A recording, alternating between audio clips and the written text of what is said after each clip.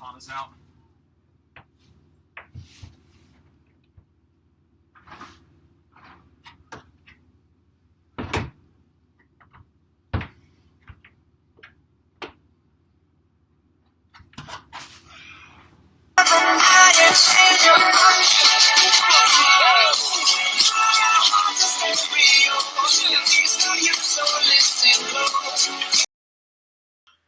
What's up, guys? It's your boy from the Lowball Bros. I've been sick for a couple of days, so I haven't been able to climb or train.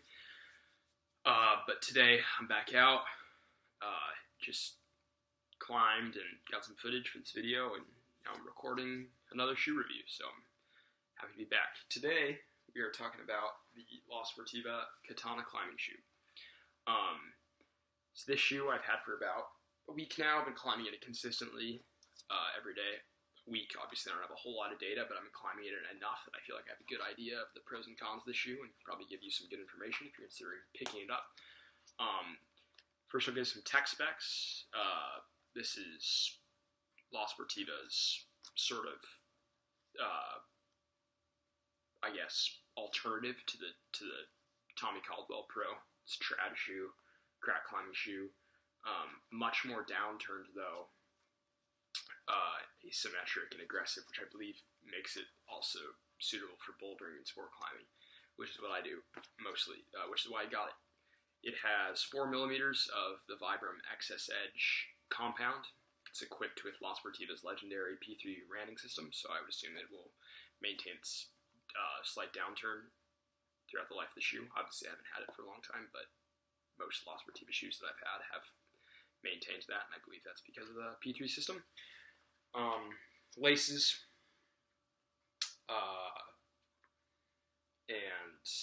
a big comfy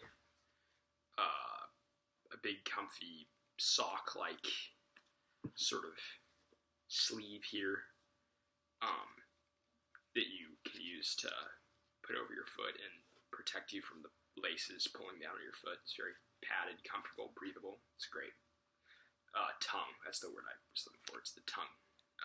It's very nice. It's connected at this side, disconnected at this side, so you can get in easier. Okay, let's start with the pros. The first pro of the shoe I'd like to talk about is the materials. This shoe feels so high quality. It is, the tongue, like I said, breathable, thick. It feels durable. The rubber feels properly laminated. I don't think it's going to come off anytime soon. It feels strong. The materials on the upper feel durable. It just feels like a solid shoe. I feel like this will probably be the most durable shoe that I've ever had. Even though I haven't had it for long, it just doesn't, I can just sort of tell. It doesn't seem, it seems bomber. It does, like with other shoes, bouldering shoes that I've had, I can tell like sort of how long this will last. This one, I think is going to last a long time. I would say this is broken in. I've been wearing it around the house a lot, even though I've been sick. To break it in, it's formed my foot pretty well, and it still has no signs of deterioration. I've been climbing in it a lot, small edges, putting it through its paces before I got sick, and holding up well. Second pro I'd like to say is it's incredibly supportive. Another pro, forgot to mention, is the grip and the ability to pull. It's so interesting because it's an incredibly stiff shoe, but you can still just really pull with your toes great, as you can see on this overhang. So I just wanted to add that in. Since it has this full-length midsole, your feet don't get tired standing on things, and it's pretty good at edging. However, the first con I would like to say is I guess it's not as good at edging as I would hope it would be for an aggressive and stiff shoe like this. And I think the only reason for that is because the heel isn't as aggressive on the Achilles as I would like it to be. If this was like pushed forward more like that, it would drive your shoes up into that crimped power position that would allow you to put power down with your big toe.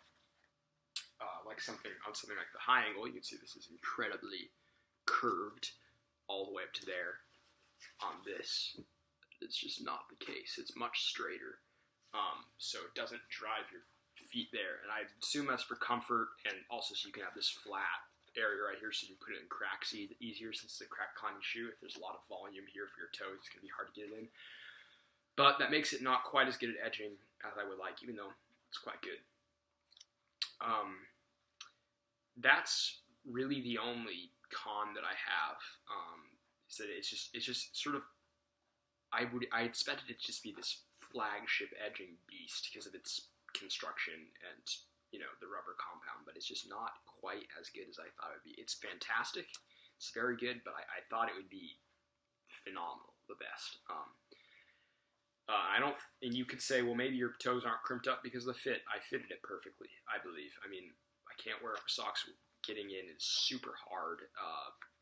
Everything else fits like a glove, but my feet are still, and my toes are at the end of the shoe, and they're a little crimped up, but it's not as much as I would like to. And I just believe that's the construction. I mean, you can see they did that on purpose with how flat this toe box is.